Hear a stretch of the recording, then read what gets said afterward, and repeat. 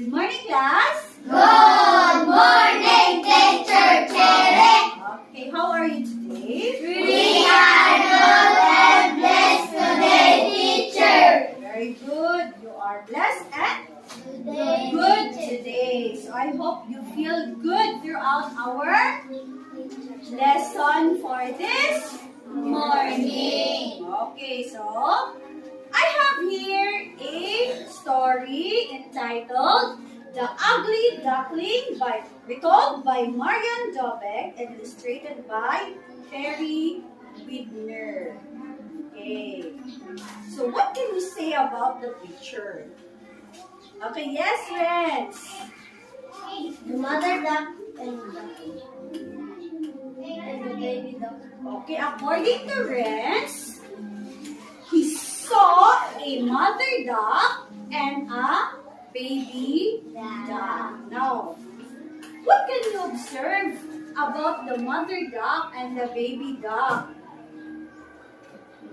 Yes, Arnold. Because the mother duck and baby duck has a different appearance. Okay, so according to Arnold, mother duck and the baby duck have different appearance. What makes them different from each other? Huh? What is their difference? Huh? Ano yung pagkakaiba nila kay mama duck at kay baby duck? Yes!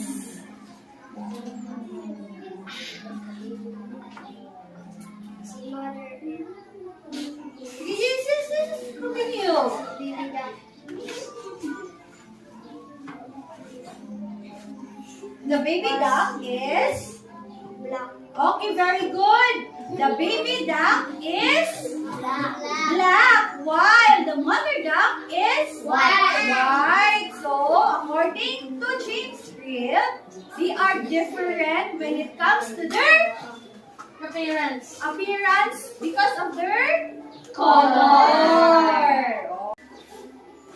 I have here some pictures. So the first picture is Baby duck. okay, this is a Baby duck. So when we say a baby duck, that is called a duckling. That is a duckling. Okay, you will not say baby duck. You say it as duckling. Now, the second picture. What can you say about the second picture? Yes, friends. Ugly and a big nose. Okay, so according to Renz, this is an ugly man with a big nose. Ugly, you need to say that is not beautiful. Not beautiful, ugly. Then the third picture, okay, who have already seen this one in your community? Yes, lovely. Have you seen this one in your barangay? Huh? No? How about in other places? Have you seen already this kind of place? Yes, Arnold. Yes. Okay. So now, what kind of animals can you see when you go to this place? When you go to this place, what are some animals that you can see? Yes, Aiza. Okay, there are frogs. What else? Yes, primrose. Okay, some will have crocodiles. Maybe some crocodile live in the pond. Okay. Another. Yes, Januel. Yes, fish. So, this is a pond. This is a pond. Okay, a body of water that is smaller than a lake. A body of water that is smaller than a lake. Okay, the fourth one.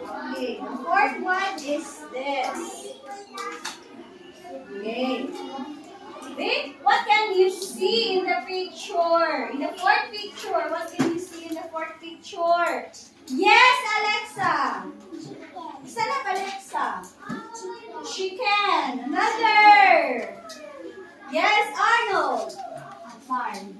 Okay, so according to Arnold, this is a farm. Okay, that is a correct answer. This is a farm or a farmyard. Meaning to say it is an area of a land in the farmyard. Okay, so you will see some chickens. Okay. Another. Last. Okay, how about this one? Okay, so this is a duckling. A duckling is a Baby duck. Okay, second picture. Ugly man. Okay, an ugly man. When we say ugly, Man. He is not it's not beautiful. Okay, it's not Beautiful. The third picture. Pond. Pond. Okay, it is a body of water that is smaller than a lake. The fourth picture. Farmyard. What's this? Farmyard. And the last picture is swan. The swan is a relative of birds that live in the river, lakes, and pond. Okay, so when you read the story later on, you will encounter some words like duckling, ugly, pond, farmyard, and swan. So are you ready to read your story for this morning? Yes, we are. Again, are you ready? Yes, we are ready. So now distribute your storybooks. So you will read this one by pair. First pair, second, third, fourth, and then fifth. The three of you, because friends have no partner. Okay, so you read. Start. Start reading. Mother duck sat on the big egg for a few more days. Finally, it cracked open. Out found a big bird. Oh, said Mother Duck, you do not look like my mother ducklings. One day, a mother duck fell her eggs. Felt. Her eggs began to shake. One by one, the eggs cracked open. 8 yellow ducklings poke out their heads. One day, a mother duck fell her eggs began to shake. One by one, the eggs cracked open. Again. How do you read this one? Crack. Again. Crack open. 8 yellow ducklings poke out their heads. Okay. One day, a mother duck felt her eggs begin to shake. One by one, the eggs cracked open. 8 yellow ducklings poke out their heads. Peep, peep, they said. Quack, quack, said Mother Duck. But one egg did not crack, one very big egg. Did you enjoy reading the story? Yes, enjoy. Okay, so if you really understand what you have read, okay, so I have here some questions. Okay, the first question is, what happened to the ugly duckling at the beginning of the story? what happened to the ugly duckling at the beginning of the story? Yes, friends. Was bullied with her brothers. Okay. According to Rex, the ugly duckling was bullied by his siblings. Okay. By his brothers or sisters. Okay. Bullied. And next, how about the other animals in the story? How do they treat the ugly duckling? How do they treat ugly duckling? The other animals. Do the other animals treat her well? No. Do the other animals treat her well, Aiza? No. How do they treat ugly duckling? Badly. Huh? Badly. Okay, they treat ugly duckling badly. They say some You are too ugly. yes, friends, stand up, friends. The horse said you are too ugly. Okay, so one time the horse told ugly duckling that He was too ugly. he was too ugly. How about the other animals? Do they tell the same? No. Yes. Yes or no? Yes. Do they bully ugly duckling also? Yes. Okay, just like horse, they say that ugly duckling is not beautiful. Okay. Now, what do you think they treated her that way? Huh? Why do they treat ugly duckling that way? Yes? You can answer another hands. Another hands. How do they treat them? Why do you think that they treated ugly duckling badly? Because he was ugly. Okay, so again, because he was ugly. Did you enjoy reading the story? Yes. Okay, when you finish reading the story, what moral lessons did you get? What moral lessons? Yes, Arnold? Don't judge the others. Don't judge others. Okay.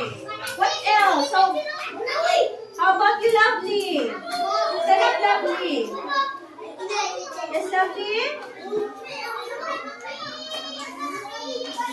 Who can help Lovely? Yes, friends. Respect others. Yes, aside from we should not judge others, we need to respect one another, Alexa. Morning, class. Good morning, Teacher Cherry. Okay, how are you today? We are good and blessed today, teacher. Okay, very good. So, who can still remember the story, the title of the story that we have read yesterday? Yes, Reds? The ugly duckling. Okay, the title of the story is The ugly duckling. Okay, answer it in complete sentence, friends. The title, again, Reds. The title of the story is Ugly Duckling. Okay, very good. The ugly duckling. Now this time we are going to read it again all together. So let's start from the title. Everybody. The Ugly Duckling. Okay, go to the next page. One day a mother duck felt her eggs began to shake. One by one the eggs cracked open. 8 yellow ducklings flew out her eggs. Peep, peep. Okay, again, diba? When you see a period, what will you do? Stop. Stop. And when you see a comma,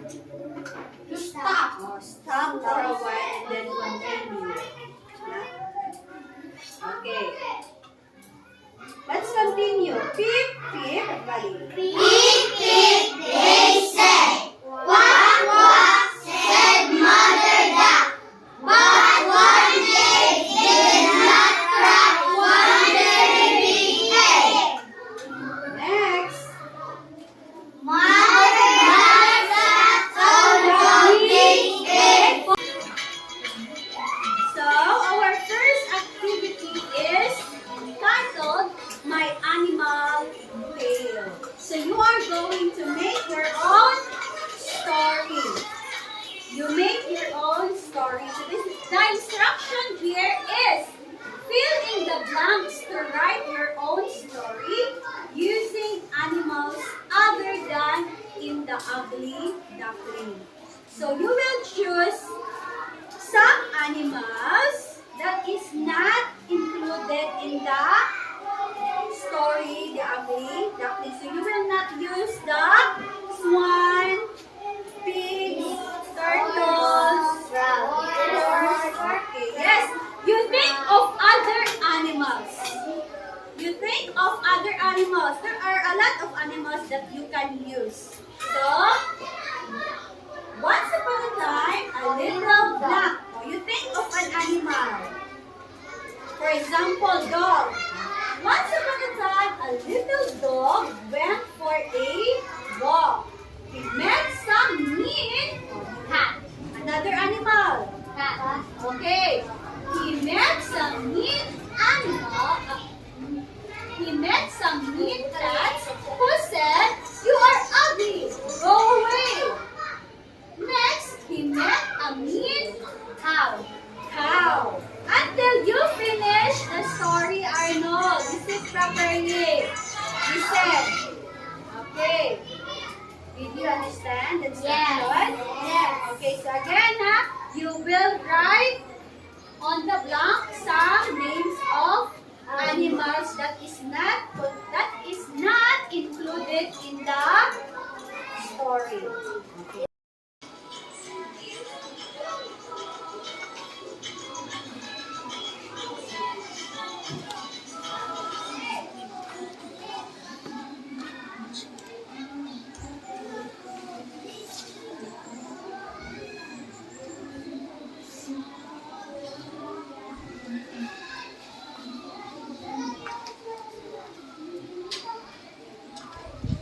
Ready? Yes. Okay, now who will volunteer to share his or her answer? Okay, let's have first Arnold. Arnold, you go in front and read your word. My animal tale. Once upon a time, a little dog went for a walk. He met some mean cats who said, "You are ugly, go away." Next, he met a mean sheep. "You are ugly, go away," they said. Finally, he met some nice cow. "Don't look at me. I am ugly," he said. "You are not ugly. You are just different. Let's be friends," they said. Then they all went out for mango ice cream and lived happily ever after. Wow, very good. Let's clap our hands for Arnold. Another one. Yes, friends.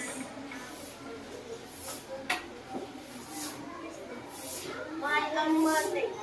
Once upon a time, a little dog went for a walk. He met someone bear who said, "You are ugly. Go away." Next, we met a mean snake. "You are ugly. Go away." Finally, we met someone else. "Don't look at me. I am ugly," he said. "You are not ugly. You are just different. Let's be friends," they said. Then they all went for chocolate ice cream and lived happily ever after. Okay, very good. Clap your hands for